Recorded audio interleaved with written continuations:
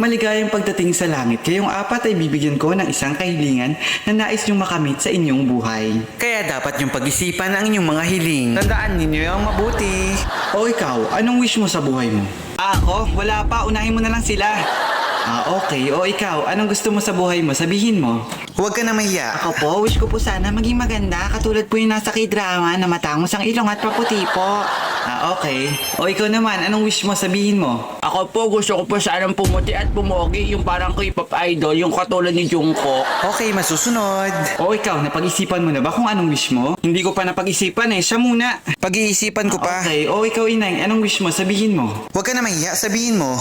Ako po, ang wish ko po sana po maging maganda, matangos ang ilong, matangkad, sexy, maganda yung mata, at lahat na po yun lang po. Ang wish ko, Angel. Yun lang yun? Okay, matutupad. O ikaw, anong wish mo? Ang wish ko, sana bumalik sila lahat sa dati. Ano?